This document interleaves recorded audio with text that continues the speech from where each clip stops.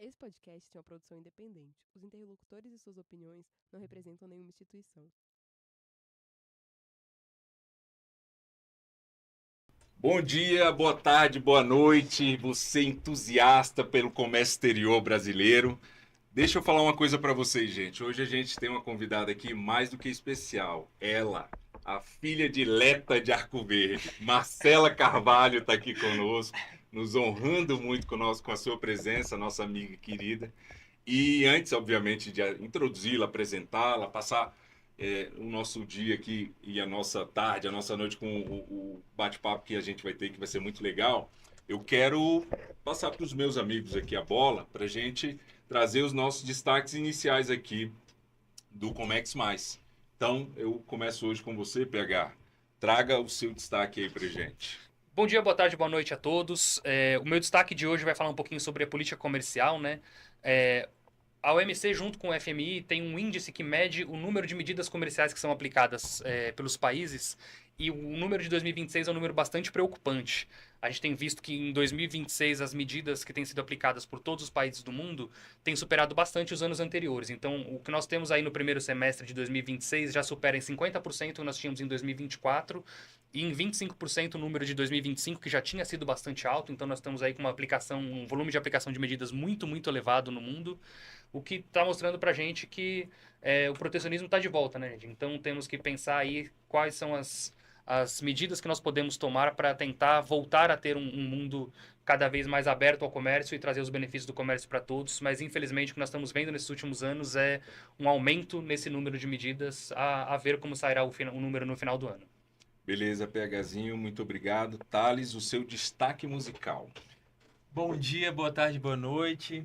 Primeiro o tema, né? Então, o Brasil abre contencioso na OMC contra o tarifaço americano.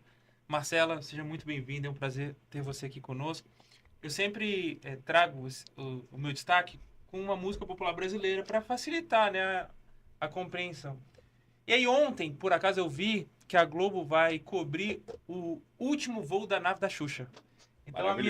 Então, o meu destaque musical seria, para ilustrar, né, essa abertura de contencioso. Tudo pode ser, se quiser será. Sonho sempre vem para quem sonhar. Tudo pode ser, só basta acreditar. É o caso... Lua de Cristal, isso aí? Exatamente. Você conhece bem os do clássicos. cancioneiro popular. É o caso desse contencioso, né? Então, basicamente, por quê? Para quem não domina a estrutura da OMC, solução de controvérsias, você conhece a Tailândia, Lázaro? Não tive o prazer ainda de conhecer. Então pronto. Então o Lázaro vai ser o nosso exemplo. Você compra uma passagem para Tailândia, ok? Ok. Tá empolgado, prepara as malas, vai viajar, pega o avião e chega na Tailândia, no Pará. Não sei se você conhece também, já chega lá. Eu conheço. Então, já chega lá. Aí você chega na Tailândia e você entra com o processo. Não, como assim? Eu comprei a Tailândia na Ásia. Aí a empresa diz, não, você comprou no Pará. Você entra com o processo, você ganha o processo, ok? Aí a empresa fala assim, eu vou recorrer. Com base em quê? Em nada, eu só quero recorrer. Ponto. Hoje, se isso acontece, você vai para o Tribunal de Justiça, segunda instância. Na OMC, nós não temos segunda instância vigente, sendo aplicada. Porque desde 2019 os Estados Unidos travaram a escolha de árbitros para a solução de controvérsia. Então você tem consulta, você tem painel, mas você, em um eventual recurso, não tem o órgão de solução de controvérsias para decidir sobre a questão. Portanto, como diria Xuxa, tudo pode ser, basta acreditar. É o que nos resta. Acreditar que vai resolver com esse pedido junto ao OMC. Exato. Isso. Eu destaco a participação de Sérgio Malandro nesse filme como galã do início da década de 90. Acho que esse foi o primeiro filme, inclusive, que eu fui ao cinema. Eu sei, eu acho que foi. Denunciar a idade. Mas é isso, meu povo. E a gente descobriu um dos baixinhos, né? Eu descobri um baixinho com 115 quilos na cara, mas tudo bem. Gente, eu também queria trazer um destaque breve aqui antes de introduzir a nossa convidada. E basicamente hoje a lógica do destaque que eu trago é para quem importa autopeças, né? E é uma mudança que é silenciosa, mas que pode custar caro aí para quem não estiver tão atento. Existe hoje no Brasil um regime que que é chamado de autopeças não produzidas. E a lógica dele é muito simples. Basicamente, se a peça que aqui é utilizada, não tem fabricante equivalente no país, e ela entra para ser usada em um processo de produção, o imposto de importação cai a zero. Então, em troca dessa benesse, a empresa, enfim, se compromete a investir o equivalente a 2% do valor aduaneiro em pesquisa e desenvolvimento e inovação. Então, essa alíquota, né, se consolidou já desde julho de 2025 nessa formatação. Só que, historicamente, né, esses ex-tarifários de autopeças eram concedidos sem um prazo de validade. Uma vez publicados, valiam ali por tempo indeterminado. E é exatamente isso que acabou de mudar. Numa decisão agora de 2 de julho de 2026, que tem efeitos sendo produzidos, né, já desde 10 de julho agora de 2026, a Câmara de Comércio Exterior passou a fixar prazo de vigência para esses benefícios, limitados aí agora a 2 anos. E já redefiniu a validade dos ex-tarifários que estavam, então, em vigor. Então, o que nós temos é que o que era permanente agora passou a ser temporário. E a consequência prática e direta é que, basicamente, a empresa que não acompanhar, eventualmente, ali o vencimento e não pedir a renovação em tempo, vai ter um incremento importante de custo numa peça que entrava antes com imposto zero, passando agora a pagar a tarifa cheia no meio de uma linha que simplesmente não pode parar, né? Então, o recado é basicamente esse. Quem trabalha com autopeças importadas precisa levantar quais são ali dentro do seu processo produtivo, quais são os ex-tarifários que ganharam data de vencimento, que esse controle passou a fazer parte do processo de custo, de manejo do custo da operação. Então, é com esse destaque que eu também me permito agora, meus caros, apresentar a nossa convidada ilustríssima do dia de hoje, Marcela Carvalho, minha amiga, minha ex-chefa, chefe emérita lá na Camex, é diretora atualmente de Relações Governamentais da General Motors aqui para a América do Sul, é responsável pela articulação institucional e pelo desenvolvimento das agendas estratégicas voltadas à inovação, à sustentabilidade, à competitividade da indústria automotiva aqui na região. Ela tem mais de 2 décadas de trajetória na administração pública federal, uma bagagem muito sólida em comércio exterior, em política industrial, já exerceu o cargo de secretária executiva da Câmara de Comércio Exterior, a Camex, no Ministério do Desenvolvimento, Indústria, Comércio e Serviços. Acumula também passagens pelo Ministério da Economia, pela Agência Brasileira de Desenvolvimento Industrial, a BDI, sempre com um papel de liderança em negociações internacionais, regimes tarifários, regulação do setor produtivo, enfim, uma craque do comércio exterior está aqui conosco hoje. E eu muito agradeço a tua presença, Marcela. E já começo te perguntando aquilo que a gente estava falando aqui nos bastidores, assim, quando alguém de fora do Comex te pergunta o que você faz, o que você responde, como é que você diz, o que você trabalha, com o que você trabalha? Deixa eu começar, então, falando igual vocês. Bom dia, boa tarde, boa noite. Obrigada pelo convite. Me sinto muito em casa aqui com vocês, amigos queridos, companheiros aí de jornada de comércio exterior. Eu estou curiosa em saber o que é que vocês respondem, porque isso é uma tarefa impossível. 22 anos de governo e agora 1 ano e pouquinho na GM, a minha família ainda não sabe o que eu faço. Assim, é um negócio sério. Eu chego para o Natal e aí tios, primos, a minha filha, como é que vai o Ministério de Relações Exteriores? Não, tia, mas eu não trabalho no Ministério de Relações Exteriores. Ai, com essas coisas internacionais aí que você faz. Então, enquanto no MIDIC, eu falava que eu ajudava as empresas a exportarem, né, a discutir temas relevantes para o Brasil e para outro país no que se refere aí às questões de comércio exterior. E aí vem um e fala, então é na Apex? Não é na Apex. Mas tarefa difícil. E hoje eu sou a famosa resolvedora de broncas, né? Da empresa junto aos governos federal e estaduais. Mas, claro que todo mundo fala, não, você faz relações internacionais na GM, não é bem assim. Mas é bem divertido, legal, mas as pessoas acham bonito, né? Acham, Sim. tirando quem vê glamour não vê corre, né, minha gente? Comércio exterior assim, uma cachaça, a gente ama, a gente adora, mas, né, Claro, vamos claro. combinar que não tem muito de glamour, Não né? tem. Esse é um negócio interessante, né, sobre essa lógica do internacional.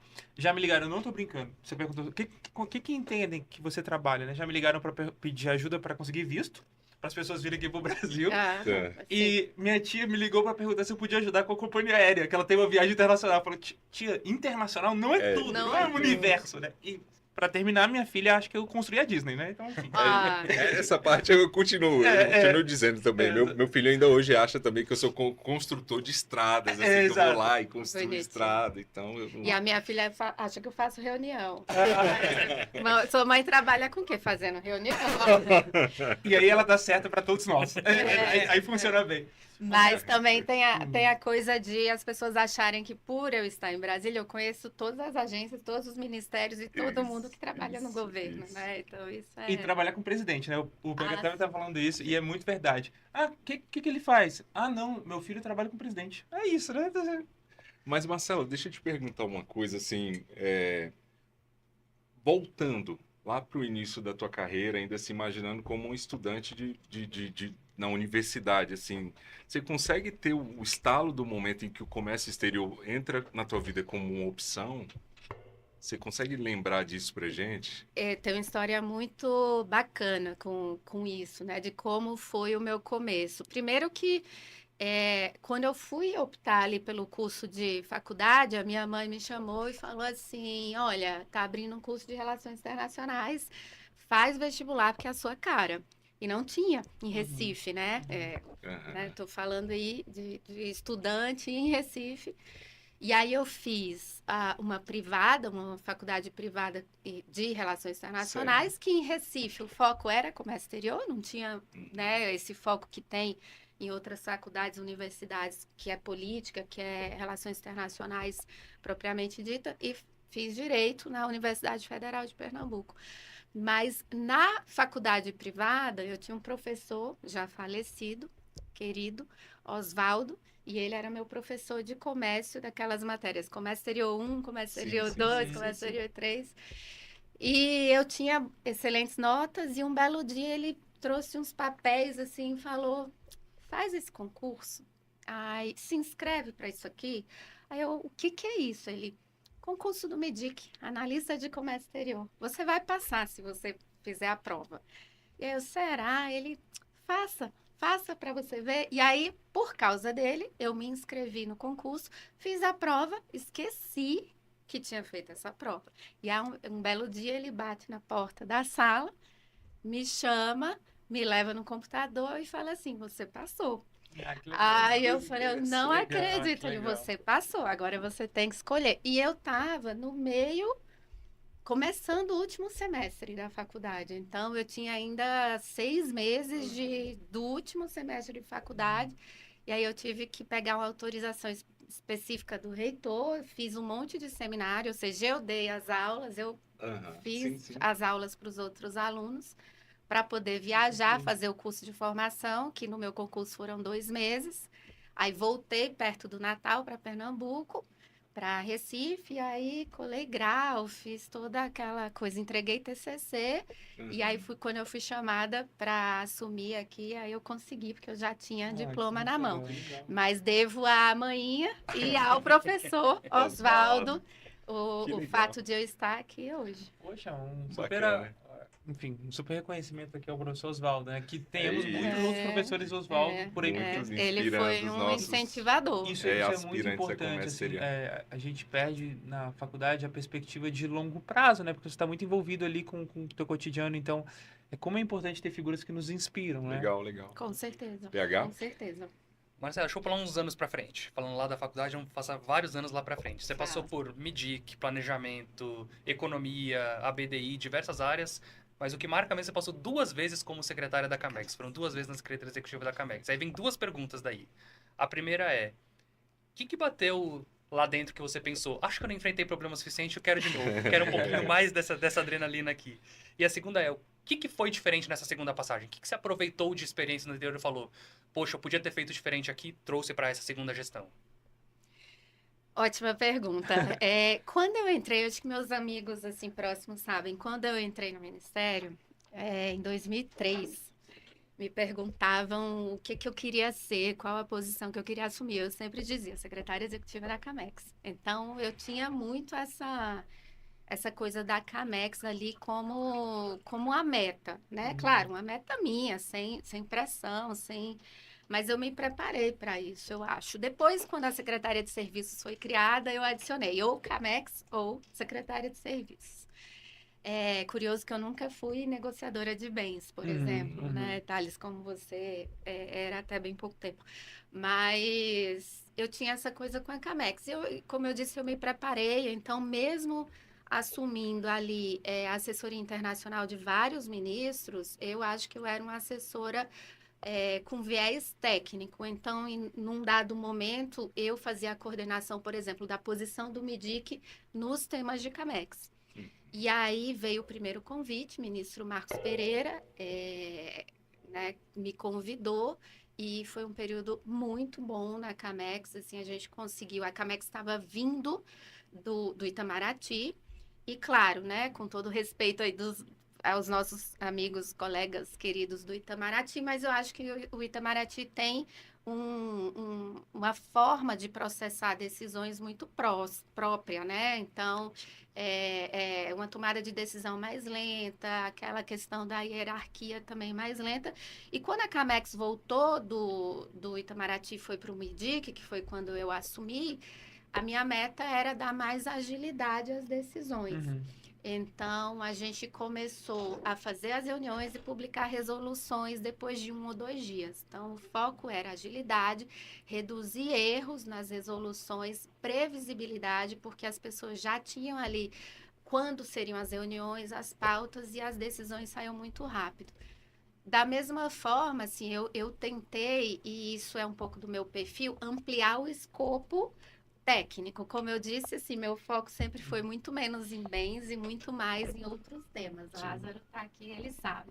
Então, financiamento à exportação, crédito à exportação, a gente criou o comitê de serviços, fortaleci lá o comitê de compras governamentais, então a gente ampliou em escopo, em temas ali a influência, digamos assim, da Camex, o que foi muito legal, fiz muitas parcerias.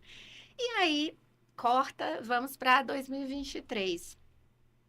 Como eu peguei a Camex ali naquele período de governo Temer, né? Então, não fiquei os 4 anos de um governo inteiro na Camex. Saí, fui para a BDI, que foi excelente. Mas, quando o vice-presidente me convidou para voltar como secretária da Camex em 2023, eu percebi que ainda havia coisas a fazer, que o meu prazo no governo não tinha fechado.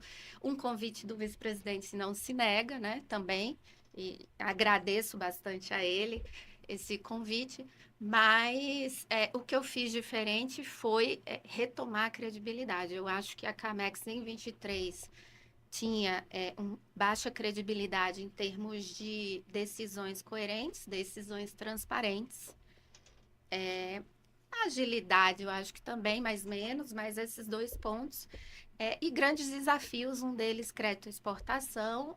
Outro desafio foi de trazer de novo as pessoas a debaterem no Ministério da Economia. Eu acho que ficou concentrado muito ali, as diferentes secretarias tinham assento na Camex, então os outros ministérios falavam assim, eu não vou lá dar minha posição porque o Ministério da Economia vai ter maioria de votos, então a gente vai perder. Então, foi trazer os outros ministérios para o debate. Eu sou muito entusiasta do modelo que a gente tem de Camex, porque é um modelo... É perfeito? Não é perfeito. Mas eu acho que é um modelo muito funcional, porque se o debate não acontece na Camex, ele vai acontecer em algum lugar. A gente tem vários atores institucionais, ministérios e agências que têm temas relacionados ao comércio exterior que precisam entrar na discussão. Então, criar esse espaço para discutir, para debater, é muito saudável. Acho que muito democrático, é muito importante que a gente assegure esse debate. Então, eu sou muito entusiasta desse modelo CAMEX. Então, foi trazer todo mundo e reunir a equipe. Eu acho que a coisa da liderança, ao longo dos meus anos aí de liderança, eu acho que fui aperfeiçoando isso. Mas uma coisa que eu sempre tive em mente foi a gente lidera pessoas, a gente trabalha com pessoas. E eu peguei uma Camex um pouco fragmentada em seus diferentes departamentos. Eu acho que a ideia de reunir as pessoas dos departamentos e trazer todo mundo, olha, vocês são todos da mesma equipe, eu acho que é um pouco um marco do que eu sempre faço. E agora na GM, como é que é? Tem uma Olha, leitura mais setor privado, né? Claro que você tinha, porque você tinha muito contato, mas tinha, mas é diferente. Então, Passar para o como lado é? de lá é diferente. Eu acho que, assim, governo é uma escola. A Uhum. gente falava um pouco aqui antes. Eu sou muito grata por ter passado pelo governo e eu acho que todos nós quatro, né? E todos que são servidores, assim, precisamos nos orgulhar, porque é uma escola. Aprendi muito, evolui muito, desenvolvi muitas habilidades e hoje, estando de fora, eu valorizo muito quem está dentro. E às vezes, quando a gente está dentro, a gente não percebe isso. Mas, assim, pessoas com uma capacidade técnica incrível, com a capacidade de leitura política incrível. Claro que não é todo mundo, né? Você tem diferentes pessoas em diferentes lugares. Mas eu tenho uma visão muito boa de quem está no governo, de quem faz política pública, ao mesmo tempo, uma clareza muito grande das dificuldades de quem está do outro lado. Que às vezes, estando no governo, a gente não tem. É A gente verdade. acha, não, mas esse setor aqui adora chorar. Uhum. E produzir nesse país não é uma tarefa fácil. É assim, claro, e aí falando como GM, agora a GM aposto e acredito no Brasil há 100 anos, né? É uma empresa centenária. No Brasil, a gente fez 100 anos no ano passado, mas é um desafio diário, porque são regras, normas, tributação, um mercado grande, um mercado importante, um mercado que não pode ser desconsiderado, na minha opinião, por nenhum país no mundo, porque é um mercado extremamente importante e uma posição importante, né, do país, né, na América do Sul, enfim. Mas é isso, eu tenho hoje uma clareza e uma visão dos desafios e oportunidades que eu antes não tinha. Uma pergunta que eu queria te fazer, e eu, como seu subordinado na Camex e seu colega na Camex, te via por muito tempo na função também de conciliadora de visões, assim, absolutamente inúmeras, né? Enfim, diversas. E esse é um papel ainda proeminente na tua vida, na GM, ou uma outra característica do teu rol de competências acaba te exigindo mais, enfim, não sei se... Você tem razão, eu acho que a Camex é uma cadeira difícil de sentar, exatamente por causa das decisões. Claro que uma decisão, ela é boa para um lado, ela sempre, ou Sim. pelo menos quase sempre, não vai ser tão boa para o outro. É preciso decidir e é isso, construção de posições, inclusive dentro do governo, Sim. né? Qual vai ser a construção ali, qual vai ser a posição que a gente vai levar para deliberar numa reunião de colegiado. Essa habilidade de juntar os fios, né, de tirar, de limpar essas pontas soltas e tal, ela é muito importante no privado. Então, hoje, a GM é uma empresa grande, obviamente, uma empresa global, multinacional, e falando aqui de Brasil, com uma série de áreas. Então, você tem engenharia, você tem manufatura, você tem a área de tributação, a área de legal. E todas essas áreas, de certa forma, elas têm demandas para a área de governo, que é a minha área. Sim. Então, o meu papel também é muito beber de todas essas áreas e tentar reunir informações para uma posição única que eu vou levar para o governo federal, estaduais, municipais interlocutores de instituições, associações. Então, é um papel também de coordenação, não deixa de ser, e de juntar visões que são visões próprias de cada área, mas que são também importantes para a gente construir o quebra-cabeça da posição da empresa para tratar com os outros. Então, é uma habilidade que eu construí. Boa. E nessas idas e vindas, eu digo de interesses mesmo, né? Difusos, nessa gestão de interesses, tem algum caos, algum fato curioso, alguma reunião que você lembra, que você possa compartilhar alguns dados, claro, que sejam públicos, enfim. Tem algo que te chama atenção nessa tua experiência? Eu acho que ao longo dessa caminhada aí de Camex, eu lembro de várias reuniões e que a gente construía posição ali enquanto a reunião acontecia. Então, a gente não conseguiu construir a posição, não tinha consenso no governo até a hora da reunião, mas na reunião, assim, de WhatsApp, de telefone, de receber adrenalina. Até o último momento, assim, eu acho que isso aconteceu muito. E na minha outra vida, não na Camex, mas na assessoria internacional do ministro ali, imagina, eu fiz coisa demais. Mas eu lembro uma viagem que eu fiz à Nigéria. E aí, quando eu cheguei, tinha um rapaz com uma AK-47 e disse assim, eu vou ser o seu guarda-costas. Então, para onde eu ia, ele ia atrás, eu dormia com ele na porta, ele ficava na porta. E várias outras coisas. Saí no hotel na Líbia, o rapaz da recepção correu atrás de mim porque eu ia ser apedrejada, que eu saí sozinha andando pela rua. Assim, vários causos, mas de negociação, assim, era muita adrenalina na Camex de a gente conseguir fechar posições e ter uma decisão, porque muitas vezes as decisões tinham que acontecer naquela semana ou na semana seguinte, porque a gente tem, vocês conhecem muito bem essa dinâmica, prazos de defesa comercial, prazos de queda de medidas de alteração tarifária, então...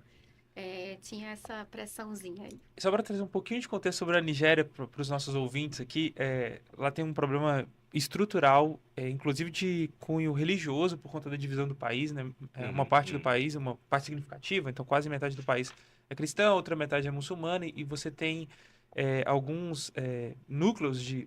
Você vê que Comex mais também é cultura, né? Claro. Você tem alguns núcleos de revolta popular, e entre eles um grupo terrorista muito bem conhecido chamado Boko Haram. Então, na ocasião, também compartilhar uma experiência pessoal, só para ilustrar para os nossos ouvintes, na ocasião de uma viagem a Lagos, que não é a capital da Nigéria, que é Abuja, mas uma viagem a Lagos, eu me senti no próprio filme do Rambo, porque eu nunca tinha visto aquelas... Esse caso que eu contei foi em Lagos. Lagos. Olha aí. Aquelas picapes com a parte de trás aberta e com a metralhadora. E tinha uma pessoa em cima segurando a metralhadora. Não tava só mostrando. Ele pretendia usar, né? Então, assim, é interessante compartilhar aqui com os nossos ouvintes. Não, inclusive, os batedores que abriam caminho pra gente passar, era isso. Uma Esses picape com os caras em cima. Talvez exatamente. Aquela hora que você bota a mão na cabeça. Mas é isso, assim. Começamos com Xuxa, depois o clima foi pra Boko Haram e agora, PH. O que você nos traz? Uma curiosidade que eu tenho muito grande é de saber, na verdade, em duas mãos, né? Tanto de lá quanto de cá. Quando você chega no setor privado, qual foi a impressão que você percebeu que eles tinham sobre o governo? Então, você chega lá na GM, vai fazer a primeira reunião, eles vão falar para você, não, o governo é tudo decisão política, não, o pessoal lá é muito técnico. Eu queria saber o que eles acham do governo, porque nós, quando estamos aqui, temos muito contato com relações governamentais da empresa, com alguma pessoa, não com o geral, o dia a dia da empresa. E o contrário também, qual foi a sua impressão das pessoas do setor privado? Era mais ou menos a mesma que você tinha quando estava no governo, ou muda muito ir para lá? Eu te pergunto isso porque quando eu cheguei no BID pela primeira vez, peguei minha licença e fui trabalhar no BID, a primeira impressão que as pessoas tinham do governo era muito diferente do que realmente é. Eles não têm dimensão do que é uma reunião da Camex, todo mundo sentado numa mesa, eles não têm ideia de como é. E a minha impressão do trabalho do BID também era muito diferente. Então, por isso que eu te pergunto essas impressões suas chegando lá e deles em relação ao governo. Eu acho que a gente sempre teve contato, tanto o governo quanto o privado, tem um pedaço muito pequeno de interface, né? Que são esses profissionais de relações governamentais que, enquanto no governo eu recebia para discutir questões muito específicas, mas ali é a ponta do iceberg. Então, a empresa tem um mundo de profissionais que o governo não conhece, que é exatamente esse pessoal que faz o business acontecer, né? No meu caso, assim, engenharia, manufatura, P&D. Então, existe um conhecimento muito limitado dos dois lados. Então, quando eu cheguei no governo, quando eu cheguei na General Motors, eu percebi um desconhecimento relativamente importante, assim, das questões do governo. E é, inclusive, um papel e é um objetivo que a minha área hoje tem, que é de trazer essas pessoas a Brasília, sentar essas pessoas nas reuniões também que eu faço, para elas discutirem os seus temas e não só eu ir nessa reunião e discutir por elas, né? Que é bastante interessante, importante. Então, hoje eu conheço alguma coisa da empresa, conheço, né? Muito mais do que eu conhecia antes, quando eu cheguei e antes de eu chegar. Não conheço tudo, obviamente, é um mundo técnico muito grande, mas eu acho que também a minha atuação trouxe maior conhecimento das pessoas com relação aos processos do governo. Mas eu acho que você tem razão, existia e existe ainda um desconhecimento sobre os processos do governo, sobre a tecnicidade, sobre o preparo, né, das pessoas que estão no governo e vice-versa. Eu acho que o preparo do setor privado também, dos funcionários, das pessoas que fazem o negócio acontecer é imenso. A capacidade de trabalho é muito grande. E eu sou muito, muito grata e muito feliz, porque quando eu cheguei, a minha equipe é muito preparada. A minha equipe da GM, que trabalha comigo diretamente, é extremamente preparada. E é multitask, digamos assim, porque tem gente que veio da qualidade, tem gente que veio da manufatura, tem gente que veio de relações com o parlamento, que é algo que a gente no executivo não tem tanto. Então, assim, tem sido uma surpresa bem boa. Boa, Marcela. Acho que com esse nosso início aqui, a gente conseguiu passar, não só pela tua trajetória, mas essas percepções iniciais que são muito valiosas pra gente, assim, sobre a tua vida agora de lá do balcão na GM, enfim, e obviamente aprender um pouquinho também com a tua história. E é óbvio que a gente te chama aqui também pela posição de destaque que você ocupa hoje na GM. Mas é inevitável também deixar, inevitável que a gente não passe ali, né, pela sua vivência na Camex. E aí, nesse sentido, se você me permitir avançar um pouquinho mais profundamente dentro dos temas relacionados à Camex, e aí, obviamente, depois a gente vai entrar um pouco em indústria automotiva e aprofundar um pouco mais nesse tema, mas a gente falou aqui na sua vivência, da sua história na Camex, mas uma diversidade de termos já foram citados aqui. Eu vou lançar alguns aqui, e aí a gente vai explicando juntos aqui o que são cada um deles, mas na verdade o que eu queria saber era efetivamente se eles cumprem ou não cumprem o seu papel ou para o qual foram designados inicialmente, né? Eu estou falando aqui de ex-tarifário, desabastecimento e LETEC. Enfim, isso são normativos, são instrumentos que são o dia a dia de quem importa. Então, antes de te passar e perguntar se você acha que eles efetivamente estão atendendo o benefício ao qual se destinam, eu vou aqui para o nosso glossário PH, só para ele, que já trabalhou na área, nos falar. PH, o que é o ex-tarifário, desabastecimento, LETEC?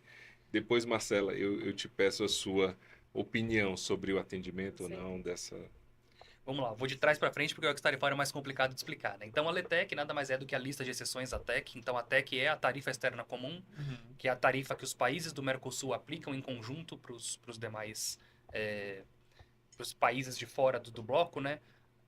Essa lista é uma lista com as tarifas definidas para cada produto, mas existe uma lista de exceções. Cada um dos países tem uma lista de exceções e aí eles podem aplicar uma tarifa diferente daquela. Então, essa é a LETEC. Então, se alguém quiser importar um produto que esteja na LETEC, ele vai pagar a tarifa da LETEC, não a tarifa da TEC, a tarifa externa comum padrão. Uma nova lista que a gente tem, nova não, ela não é nova. Uma outra lista que nós temos também é a lista de desabastecimento, que você pode reduzir o imposto de importação para um produto que esteja enfrentando algum desabastecimento por algum motivo conjuntural. Então, por exemplo, uma planta produzia um item específico aqui no Brasil, ela parou de produzir, não tem mais a demanda, não tem mais a oferta interna desse país, há um desabastecimento desse produto e você pode importá-lo com redução de imposto de importação. Tem outras formas de, não só para um fechamento de uma planta, tem outros motivos que você pode usar, mas basicamente é um desabastecimento temporário. É para ser temporário, se for permanente tem outros mecanismos, mas muitas vezes ele vai ser permanente no futuro, então acaba usando o desabastecimento por um tempo e migra para outra lista depois. E ex-tarifário são duas coisas diferentes. Existe o destaque tarifário, que é um destaque dentro de um produto específico. Um produto tem o seu código, você quer fazer um subproduto dentro daquilo. Aquilo é um ex-tarifário, mas aqui nós estamos falando de outra coisa, que é o regime de ex-tarifários. Que é você importar algum... no caso aqui nós estamos falando de BK, né, de BIT, são máquinas e equipamentos ou produtos de tecnologia da informação, que eles são produtos específicos dentro de um código. Esses códigos geralmente têm muitos produtos ali dentro, tem alguns que não são produzidos no país. E aí você pode importar algum desses via um ex-tarifário. Então, por exemplo, eu vou pegar um produto que vai falar sobre máquinas impressoras. Então, o código genérico é máquina impressora, mas eu quero uma impressora offset específica que eu quero importar. Essa aqui não é produzida no Brasil. Então, cria-se um ex-tarifário para ela, o imposto é reduzido para você importar, já que não tem ninguém produzindo, mas o código tarifário padrão fica lá com o seu código, com o seu imposto. Tirou 10 na prova. Tirou 10. Assim, então, vou traduzir para mamãe, ver se faz sentido, tá? E você me confirma se é isso, mas eu entendi bem. Então, mãe, tech para loção capilar para homens lindos, que o Lázaro usa para nascer cabelos. Exatamente. Não Tech deu muito certo. 10%, porque tem produção na Argentina. Muito bem. O Brasil não tem produção, Lázaro precisa do produto, reduz permanentemente para... Ou permanentemente não, porque é temporário também, mas reduz na Letec para 0. Lázaro pode importar loção capilar para homens lindos. Muito bem. Outra opção. Eventualmente você tem fábrica no Brasil, só que por algum motivo ela está voltada à produção de loção capilar para homens feios, que aí nós nos enquadramos, por isso que temos cabelo e Lázaro não tem. Muito bem, então nesse período de desabastecimento, você pode usufruir, imagino que exista uma cota, né, uma quantidade, para que você possa usufruir dessa redução tarifária. Ex-tarifário seria, por exemplo, uma máquina para estimular a produção de fios. Então, não existe produção no Brasil, então você teria uma exceção dentro do código de máquinas para cabelos, para máquinas para fios, para homens lindos, que é o Lázaro, e aí você teria, então, esse benefício para essa máquina específica. É isso? É exatamente isso. Marcela, Só por favor.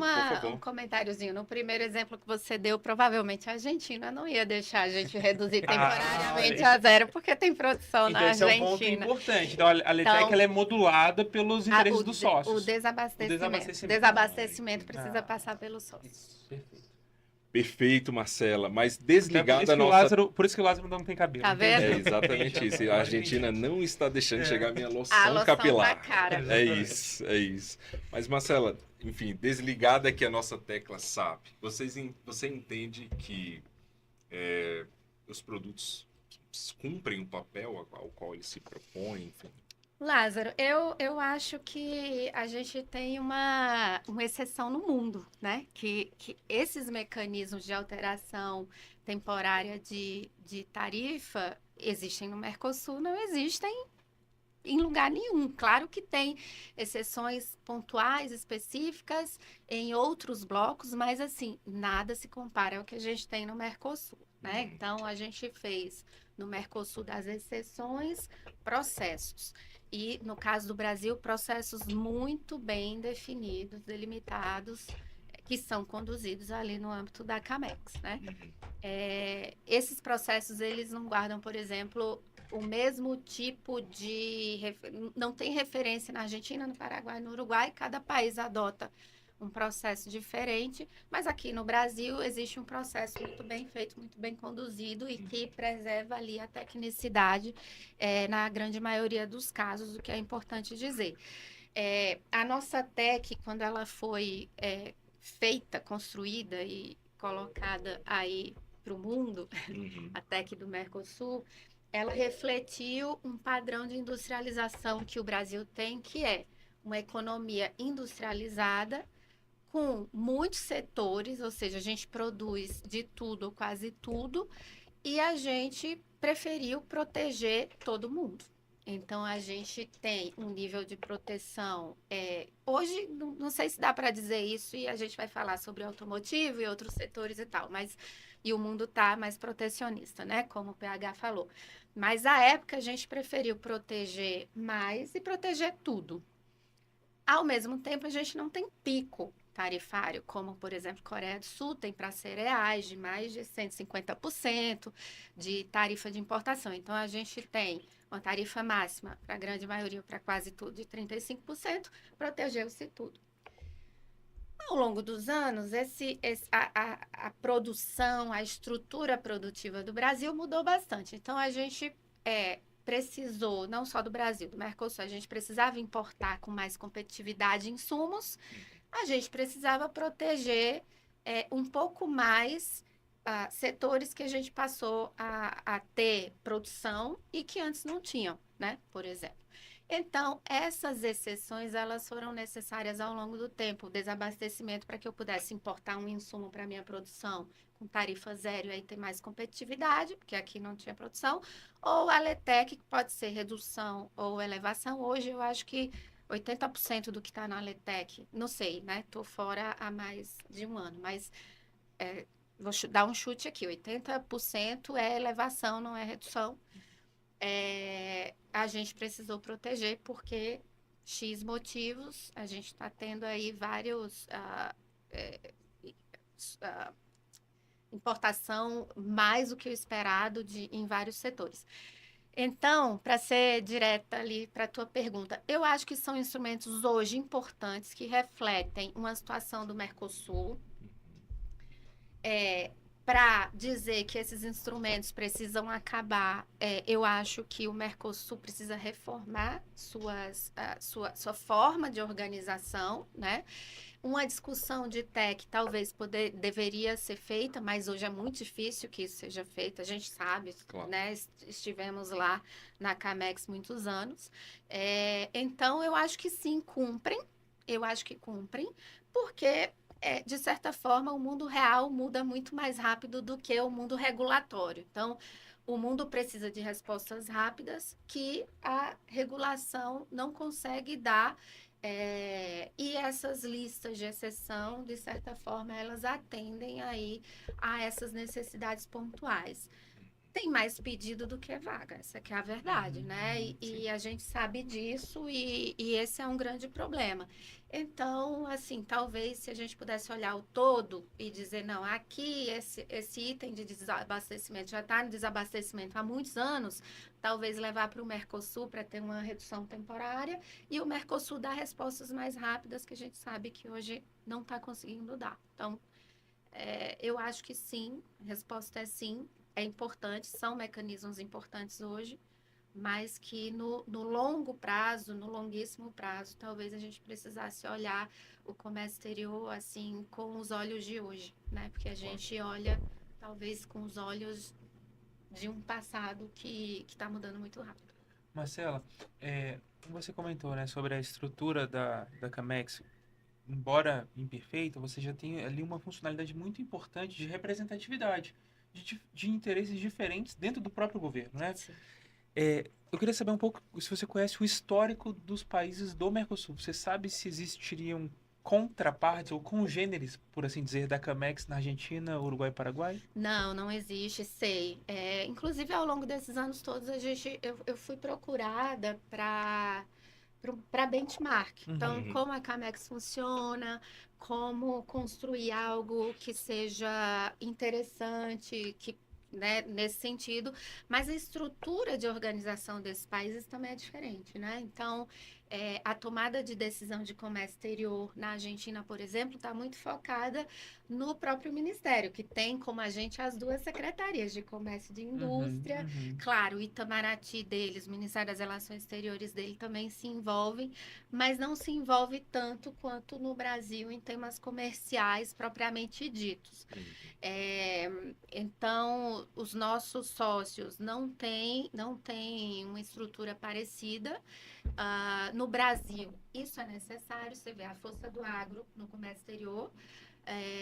A gente exportou 60 bi, eu acho que em 2005, 60 e poucos bilhões de dólares de agronegócio no Brasil. Como não ter o Ministério da Claro. Agricultura sentado para tomar decisões ou para construir posições no comércio exterior brasileiro? A gente tem o Ministério das Relações Exteriores, vocês sabem, os nossos diplomatas são aí festejados no mundo inteiro como muito bem preparados, eles têm um outro olhar. O próprio MIDIC, com um olhar absolutamente técnico e uma preparação, assim, que eu já falei sobre isso aqui, eu bato palmas, assim. Ministério do Planejamento, Ministério da Fazenda, que olha o cenário econômico como um todo. Então, enfim, a gente, no Brasil, a nossa organização como administração direta, né, administração pública direta, requer um espaço de concertação, um espaço de discussão de temas do comércio que sejam temas mais ou menos profundos. Talvez não de questões muito pontuais, assim, de questões muito técnicas pontuais, uma regra de origem, um acordo, sabe, assim, ou não sei, uma elevação, redução tarifária de um produto muito específico. Então, se eu tenho redução tarifária ou elevação tarifária de um insumo para o agronegócio, por que eu vou ter Ministério da Defesa também opinando? Então, tem essas discussões, mas é muito difícil separar e dizer, não, hoje você não vem, hoje você vem, né? Então, é bom ter todo mundo à mesa. E aí, quem não tiver interesse, fala, olha, aqui a gente se abstém ou a gente acompanha a decisão do Ministério Finalístico, porque ele tem expertise para tratar do assunto.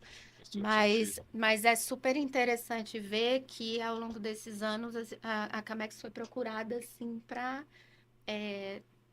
mostrar tanto o processual quanto a organização da tomada de decisão. PH?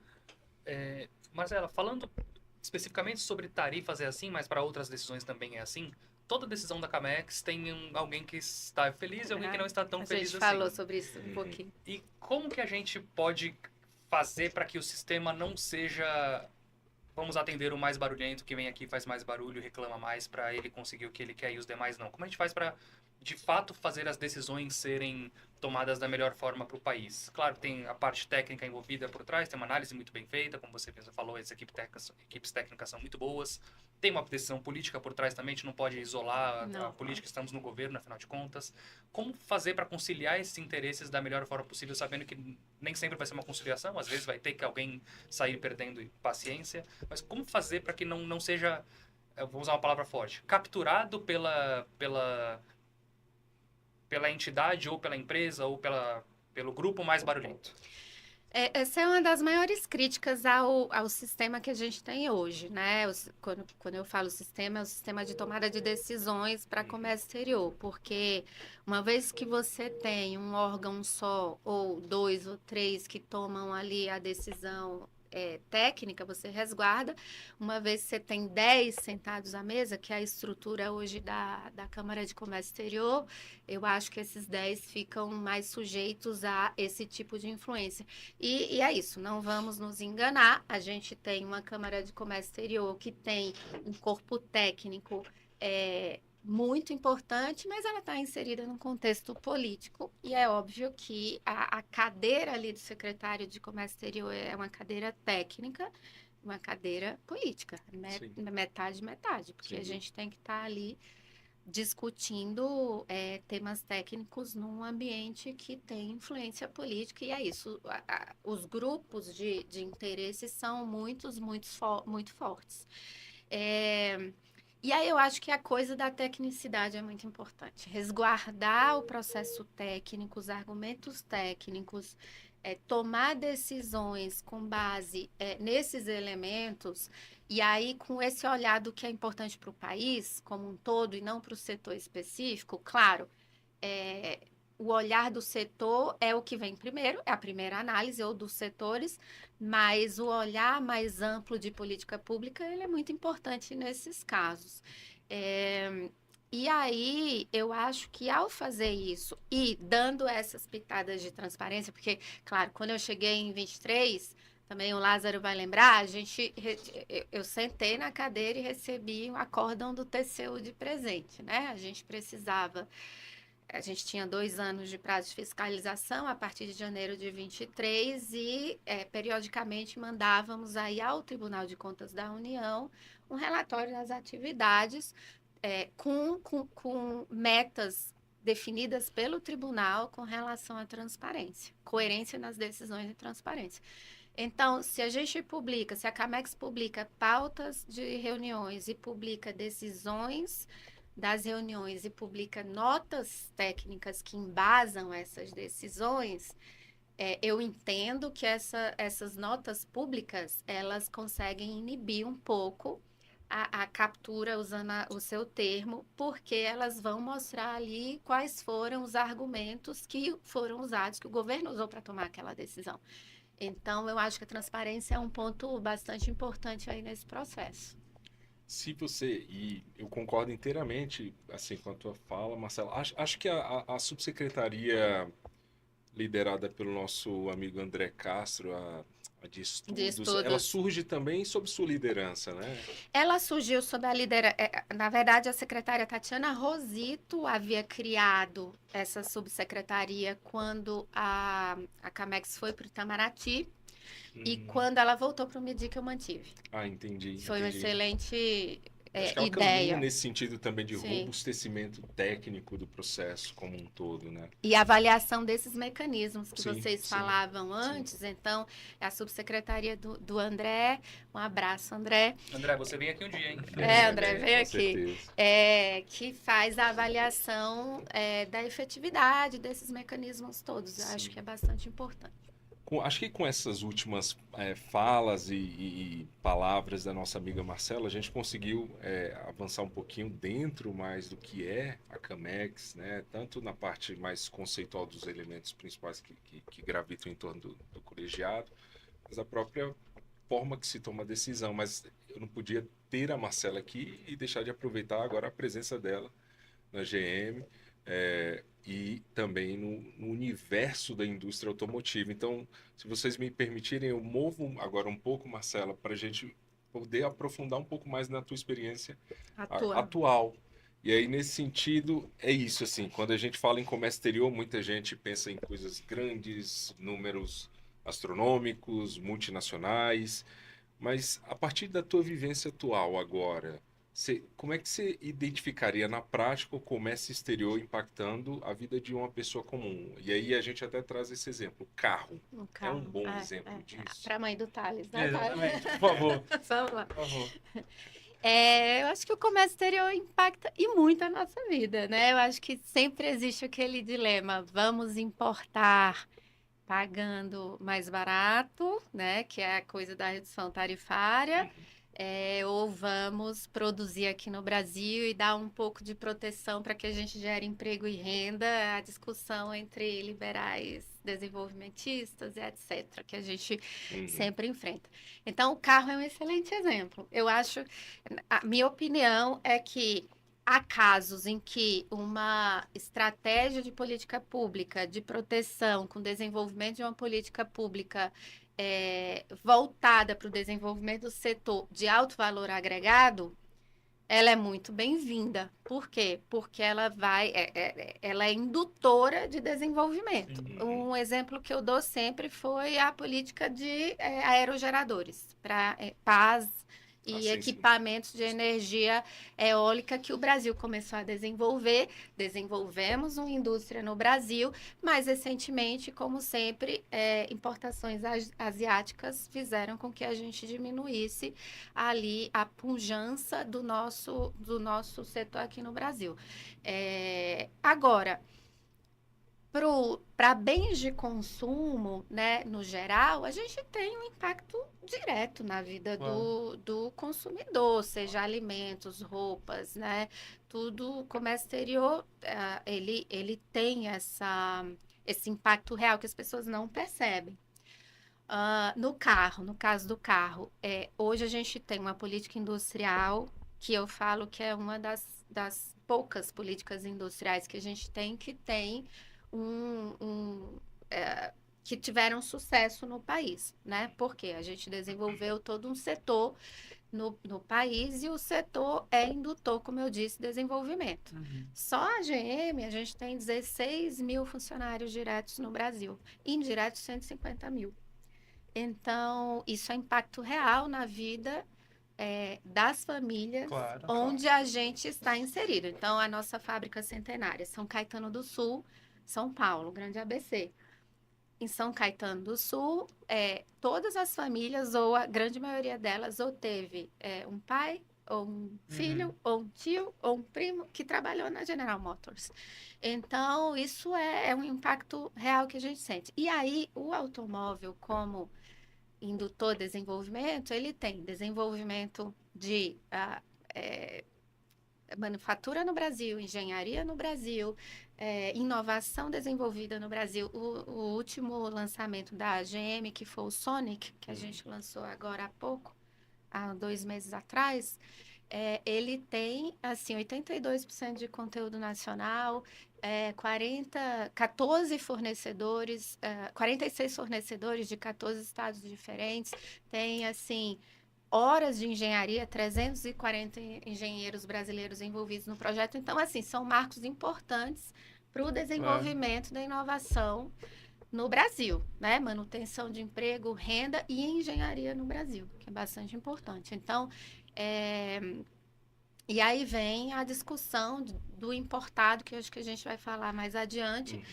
Mas, claro, é impacto real na vida do brasileiro. O brasileiro que está próximo às fábricas sente mais. O brasileiro que é um consumidor, que quer consumir mais barato, sente menos. Mas o comércio exterior está na nossa vida. Inclusive, deveria ser mais tema de campanha eleitoral, na minha opinião. Concordo totalmente. Nesse sentido, Marcela, deixa eu juntar, então, parte da tua fala. Importações, carro e importações especificamente da Ásia. Como está sendo competir com os carros chineses? Acho que não tem como fugir dessa pergunta polêmica, porque agora basta você ir na esquina e você verá um carro chinês, com certeza. É verdade. Mas olha só, eu acho que é uma discussão importantíssima. Mas para dar alguns dados, a GM tem parcerias com empresas chinesas desde a década de 90. Então, desde 90 a gente tem joint ventures com empresas chinesas e a gente produz carros na China. Produz 3 marcas lá, então Chevrolet, Cadillac, Buick, e produz mais 2 marcas chinesas. Em 2025, a General Motors produziu 2,5 milhões de carros na China. Pra vocês terem ideia, o mercado brasileiro no ano passado foi 2,6 milhões carros. Então, olha o tamanho da operação da GM na China. É muito grande. E esses veículos produzidos na China não atendem o mercado brasileiro? Não.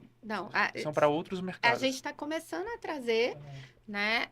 A gente trouxe, na verdade, o Spark, que é o elétrico, o primeiro elétrico que veio da China. Agora, a gente está montando o Spark lá no Ceará, na planta de Horizonte, na planta da Passe. Então, na verdade, a gente começou a trazer, agora está montando lá, mas atendem o mundo inteiro, né? Sim. Então, só para dizer que parceria com os chineses a GM tem. Medo de competir a GM não tem. O que eu acho que faz todo sentido nessa discussão? Dizer que a gente precisa de condições iguais e equilibradas de competição.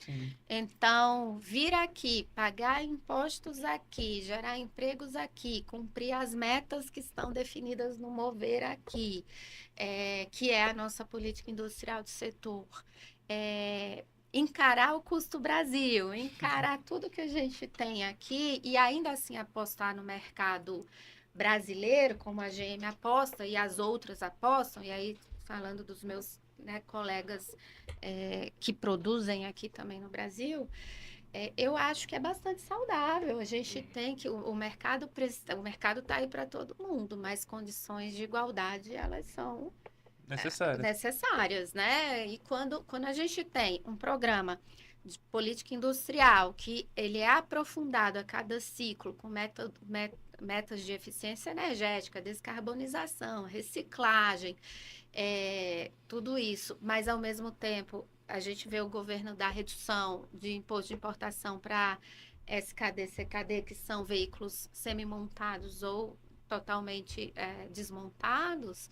Eu entendo que a política vai no sentido oposto, né? Porque você estimula a industrialização do país no lado e desestimula de outro. Então, para as matrizes é muito difícil de entender. Quando a gente tenta explicar para onde vai a política pública do setor para os nossos líderes fora do país, assim, é algo que não faz tanto sentido, né? Então, é isso. A gente quer se tornar relevante, quer se manter relevante no mercado como marca, como empresa. E aí a chegada também dos chineses tem um benefício indireto, que é a aceleração da tomada de decisão por parte dessas empresas que já estavam aqui no Brasil. Isso é um fator importante de ser considerado. É nesse ponto que eu queria entrar agora, exatamente. É importante também considerar isso, sabe? Mas, claro, a gente precisa garantir condições iguais. Eu trabalhei um tempinho lá no MIDIC, na coordenação geral do setor automotivo, e eu lembro que o debate ainda era muito incipiente sobre quando os elétricos vão chegar no Brasil. Se projetava 2030 e nós estamos em 2026 e estamos tendo muitos elétricos no Brasil. Então, boa parte disso vem da redução de imposto de importação para elétricos híbridos que a gente teve um tempo atrás e agora teve essa nova elevação. Faz sentido lá no início você ter tido essa redução para gerar esse mercado, mas o mercado já está gerado. Hoje já temos um mercado de elétricos muito grande aqui no Brasil. E aí a minha pergunta vai nesse sentido de o que as montadoras tradicionais que estão aqui há muito tempo estão fazendo em relação a isso? Claro, tem que pensar na sua sobrevivência de curto prazo, mas tem que pensar no longo prazo. Sim. Já se está pensando em trazer modelos elétricos e híbridos para cá? Tem uma coisa ou outra acontecendo, a gente percebe, mas chinês, quando a gente fala em chinês, ninguém está pensando mais em motor a combustão, é elétrico e híbrido. As outras montadoras já estão, você percebe esse movimento de vamos trazer para cá também elétricos e híbridos, trazer produção, trazer desenvolvimento aqui para o Brasil, ou ainda se pensa muito em calma, é um começo de um mercado, a gente não sabe se vai dar certo ou não. Como que as montadoras estão pensando isso? Não tem nenhuma calma. Tudo menos calma, né? Tudo menos calma. Acho que as coisas estão acontecendo muito rápido. Há 4 anos atrás é isso. Ninguém falava em elétricos, né? E aí a gente tinha um imposto de importação zero para eletrificados, elétricos e acho que híbridos também, se eu não me engano. Porque não tinha produção. Então, a gente tinha que gerar mercado. Mas, uma vez que as empresas aqui no Brasil começaram a pensar nesse assunto, obviamente que se a gente tivesse mantido o imposto em zero, eu ainda estava na Camex, a opção seria importar. Então, o que aconteceria era, vamos importar, enquanto está zero, eu vou importar. É isso que eu falo com relação a proteção versus abertura para setores indutores de desenvolvimento, com alto valor agregado. É diferente. Assim, eu vou importar uma xícara, tá zero, eu vou aumentar o imposto para eu começar a produzir. Não funciona. Mas para setores com alto valor agregado, o aumento do imposto, ele funciona como indutor de produção. O que enfim, eu já dei um exemplo aqui, verdade, dos aerogeradores, e com o automotivo também funciona assim. As empresas não só estão pensando, as empresas já têm projetos avançados. Então, por exemplo, os primeiros veículos híbridos híbridos flex, né, da General Motors no mundo, vão sair no final do ano aqui no Brasil, produzidos no Brasil. Então, no mundo inteiro não existe hibridização na GM, vai existir a partir do Brasil, e a partir daqui a gente planeja exportar para alguns mercados. Inclusive, a GM exporta para 25 diferentes mercados. Então, ou ferramental, GM Brasil, ou ferramental, ou veículo pronto, ou motores. Então, a gente tem uma operação de exportação bem robusta. Então, todo mundo pensando nisso, todo mundo pensando em baterias, porque, como vocês sabem, a bateria nos carros elétricos é 60%, 70% do valor hoje de um veículo. Então, todo mundo pensando nisso. Agora, o tempo de desenvolvimento, desde o projeto até o veículo sair, ele é muito grande, porque são horas de engenharia, de adaptação, de investimento. Os investimentos são muito grandes. E é esse tempo que na China é muito curto. Então, desde o design até a produção, são 12 meses. Sim. Na média do setor, isso leva 2 anos e meio. E na China, esse tempo ele é encurtado, como tudo, né? Sim. Em termos de produção industrial na China, para 12 meses. Então, é bastante diferente. Assim, a gente tem que considerar essas questões quando a gente vai falar de competição. Claro. Mas as empresas todas aqui não estão olhando para trás, elas estão olhando para o futuro, investem bastante, querem investir. A gente acabou de anunciar mais 500 milhões de dólares de investimento para São Paulo, sendo que o outro ciclo tinha sido de 7 bi de reais. Então, o setor tem investido bastante, mas, claro,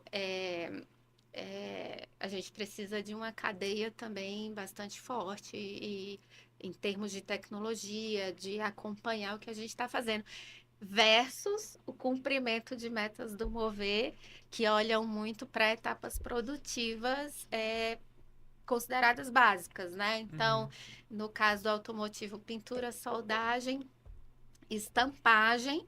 E aí, a discussão hoje que eu tento fomentar é onde está o valor agregado, né? Para onde foi ou para onde está se deslocando o valor na produção do automóvel. Será que é pintura, estampagem, né? E etc.? Ou será que é hoje na IA, na tecnologia, no software embarcado? Porque hoje a gente está falando de computadores sobre Claro, rodas. A gente claro. estava tendo uma discussão outro dia com o embaixador Roberto Azevedo, e ele dizia exatamente isso. Quem acha que hoje o veículo é o metal, também, né? Mas que é estampagem, pintura, soldagem, não entendeu ainda para onde o mundo está indo. Então, para onde está indo o valor agregado? E eu acho que a política pública hoje precisa olhar essas coisas, esses movimentos que estão acontecendo aí no mundo e no setor, para tentar acompanhar e nos ajudar, e, né, vice-versa, que o setor automotivo é um setor muito... o governo depende e a gente depende do governo, né? Historicamente, assim, no mundo inteiro. Não é do Brasil, tá? Então, eu acho que um tem que olhar o outro. Então, o governo precisa olhar para esses movimentos e o setor produtivo tem que ajudar o governo a regular melhor e olhar esses movimentos para que a gente também consiga se desenvolver a contento. Marcela, deixa, enfim, agora obviamente Não até sei se eu respondi, Pedro. Sim. responder, mas deixa eu te fazer uma pergunta, minha amiga, assim, até para também a gente respeitar o tempo que a gente te pediu, Marcela. A gente já está encaminhando aqui o nosso papo para o seu final, mas tem uma pergunta que a gente sempre faz no finalzinho de cada... Eu vou te devolver também para as suas considerações finais, mas antes da gente caminhar para isso, acho que como última pergunta, se você me permitir, eu queria juntar duas, assim, e aí é isso, assim, É um combo. É um combo, é isso. E aí, a primeira é, passando em revista até tudo que foi falado aqui hoje, se você fosse começar, e até olhando para o seu segmento de atuação, se você fosse começar por uma alteração no comércio exterior brasileiro, o que você proporia como essa é a mudança prioritária? Esse é o primeiro ponto. E o segundo ponto, Marcela, nós somos também assistidos por muitos aspirantes a operadores de comércio exterior, né? E aí, para uma pessoa que está pretendendo começar, o que você gostaria que alguém tivesse te falado há 22 anos atrás, quando você começou em comércio exterior, enfim, que você aprendeu ao longo da tua jornada? A primeira tem várias coisas, né, que a gente queria mudar. É difícil escolher uma, mas eu acho que a tributação tira, assim, bastante competitividade do comércio exterior brasileiro. Claro que a gente está aí no meio da implementação de uma reforma tributária que no início vai parecer, a implementação vai parecer confusa, mas eu acho que no médio e longo prazo a gente tem ganhos expressivos. Eu sou entusiasta da reforma nesse sentido, né? Claro que o automotivo pegou aí um imposto seletivo, que a gente nem falou dele, mas eu entendo que não deveria, porque é isso, investimentos altíssimos em descarbonização, né, e eficiência energética e redução de pegada de carbono, e a gente toma um seletivo na reforma tributária que vai impactar bastante. Mas eu acho que a gente discutiu muito ao longo pelo menos eu discuti muito a coisa do reintegra, né? De como devolver tributos que a gente arrasta na cadeia quando a gente exporta. E é fato que a gente sempre exportou um residual que não é irrelevante de tributo. Com a reforma, isso tende a ser resolvido, entendo eu. Então, acho que essa varinha para mudar, eu acho que isso talvez aconteça. Eu acho que a logística, né? Eu acho que a logística de escoamento de exportação no Brasil traz muitos custos para as operações das empresas no Brasil. E, por exemplo, é um ponto que a Camex não trata, né? E eu acho, e aí, se eu fosse secretária pela terceira vez... Eu acho que Quando eu você olharia... for? Fala isso pro meu chefe. Eu acho que eu olharia muito a coisa da logística, porque é isso, tira a competitividade sem dúvida nenhuma. E a segunda pergunta eu sempre fui muito apaixonada por política pública, assim, por fazer política pública, por gerar impacto, por trabalhar para o governo, para o Estado brasileiro. Isso me trouxe uma atuação com muita dedicação, né, na minha carreira no governo. E eu acho que dedicação é uma palavra muito importante quando a gente quer atingir algum objetivo. Então, não adianta a gente ter meta e não se dedicar a elas. E eu vejo hoje, assim, as pessoas, e aí me perdoem, mas querendo atingir suas metas, mas querendo que o barco vá navegando sem que ela conduza de fato, pegue aquelas rédeas e conduza os rumos da sua própria vida. Então, eu acho que dedicação, estabelecer metas, se dedicar a ela e construir sua realidade é bastante importante. E eu acho que eu fiz isso na minha vida profissional. Você fez, eu sou testemunha disso, Marcelo. Tive a honra de, enfim, estar ao seu lado. A gente não falou de imposto seletivo. Já está marcado tá o próximo. Já tá marcado. A gente não falou sobre reforma tributária em detalhes. E a gente não falou sobre Lázaro. Trabalhando com Marcela, pra gente saber se ele era, se ele era um bom gestor, se não era. Se você quer deixar... Eu era chorador, eu Crítica, saía por causa da minha chefe pra chorar lá. Ô, gente. Eu admiro muito o Lázaro, deixando aqui meu testemunho, ele sabe disso. Já Gente, falei só pra agradecido. ele, tô falando aqui no YouTube, tá vendo? Admiramos. Profissional. Nossa, maravilha. Minha chefe, obrigado de verdade. Imagina. Gente, a gente está encaminhando, como eu falei, para o nosso encerramento, um episódio mais do que especial. Eu, pessoalmente, me sinto muito honrado de ter Marcela aqui conosco. Como vocês sabem, enfim, é uma das minhas referências pessoais mais importantes quando eu penso na minha jornada pessoal. Mas, obviamente, preciso do seu destaque final e do seu encerramento também, antes de devolver para nossa amiga Marcela. Bem, primeiro, muitíssimo obrigado. É um prazer ter você aqui, poder conversar com você sobre tantos temas, o que eu acho que reforça uma clara ideia da sua qualidade técnica. Então, além de... E que é gente boa também, que a gente só traz gente boa aqui. Isso é imprescindível. Mas além de ser ótima gestora, a sua capacidade de dialogar numa linguagem tão simples sobre temas tão diferentes demonstra um profundo conhecimento técnico. Então, sim. Professor Oswaldo estava certo. Estava certo e seguramente estaria orgulhoso de ter recomendado que você fizesse o concurso. Dito isso, minhas considerações finais, né? Primeiro, Espero que agora a gente consiga desconto na compra de carro da gente. Isso eu vou chegar lá dizendo que eu já sou proprietário, feliz proprietário de um Opala 79, eu vou estender a minha... E o segundo ponto, assim, eu acho que a Marcela trouxe um ponto extremamente importante para nossas... Inclusive, acho que para nossa formulação de conceito do Comex+, né? A necessidade de que o governo entenda mais empresas e que as empresas entendam mais o governo, né? Para que a gente possa, de fato, ter políticas públicas que contribuam na ponta. Claro. Então, nesse sentido, eu acho que como destaque final, eu deixo o meu agradecimento e deixo esse convite para que você que está nos escutando continue embarcado, para usar um termo automotivo, embarcado nessa jornada, porque o nosso objetivo é trazer essa realidade para vocês. Sim. Para vocês que vivem o comércio exterior, por mais que não saibam. Na louça, que compram. No carro que dirigem. No emprego que ganham e que perdem, porque faz parte, né? Então, te trazer para essa discussão é o nosso objetivo. Por isso, eu agradeço muito a Marcela que fomentou esse debate. É isso. Boa. PH, meu caro. Bom, primeiro, claro, agradecer muito a presença da Marcela aqui. Obrigada. Eu entrei no Ministério em 2013 e a Marcela já era uma grande referência em comércio no país. Daí para frente só cresceu, foi muito bacana acompanhar a sua trajetória, Marcela. E é isso, assim, você é uma referência para todos nós, assim. O Lázaro trabalhou diretamente com você por muito tempo, mas todo mundo que você conversa no corredor, a Marcela, não tem quem não saiba quem é a Marcela. A Marcela é uma grande referência, então pra gente é uma honra trazer você aqui.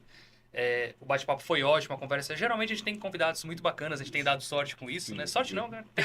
Tem o processo seletivo. Gente boa também. A gente boa, a gente fez rir, né? Então foi uma conversa muito boa e a gente tenta trazer aqui visões diferentes e temáticas diferentes do comércio e contigo foram várias no mesmo episódio. Isso que foi bom. A gente viu o lado de governo, o lado do setor privado olhando para o governo, enfim. Foi muito bom, foi muito rica essa conversa por vários e vários motivos. E eu queria te agradecer e você já sabe que ano que vem você vai ter que voltar para o segundo episódio contigo, né? Porque sobraram muitos assuntos. Então, ano que vem estamos aqui de volta. Com problemas diferentes, né? E Marcela, antes da gente fazer o encerramento, eu te devolvo só para você fazer teu encerramento, enfim, tuas palavras finais. Queria te escutar um pouquinho. Tá bom, não, queridos. Muito obrigada, então, pelo convite. É muito bom ver um podcast dedicado ao comércio exterior, esse tema apaixonante, a gente milita nele há tantos anos, né? Sim. E eu acho que faz um bem danado para quem tem interesse, para quem gosta do assunto, para quem almeja trabalhar com o assunto e para quem já trabalha com o assunto. Eu acho que falar desses temas de forma simples, com convidados que estão, né, trabalhando, já trabalharam com o assunto, é muito importante. Então, parabéns. Fico muito feliz de ser a primeira mulher aqui no Comex+. Exatamente. Então, isso é muito bom. E a bandeirinha de representar mais mulheres no comércio segue firme comigo. E agradecer demais vocês. Foi ótimo o bate-papo. Estou, claro, entre amigos aqui. E também dizer que vocês são referências, né? Nas suas áreas de atuação também. Então, obrigada. Então é isso, gente. Com esse, acho que, verdadeira aula, a gente termina o nosso podcast de hoje. Eu deixo aqui o meu pedido de like, de comentário. Peça para sua tia que mora dessa vez eu vou pedir para o PH. A tia mora onde esse ano? Que mora em Togo, na África, um país... Mora no Togo. Eu conheço o Togo, tá? Um dia, enfim, escala mal sucedida lá, tive que descer em Lomé. Excelente. Mãe e pai, curtam aqui o vídeo. É isso. Então é isso, gente. A gente fica por aqui. Um grande beijo e a gente se vê com mais um episódio na próxima. Tchau, tchau. Esse podcast é uma produção independente. Os interlocutores e suas opiniões não representam nenhuma instituição.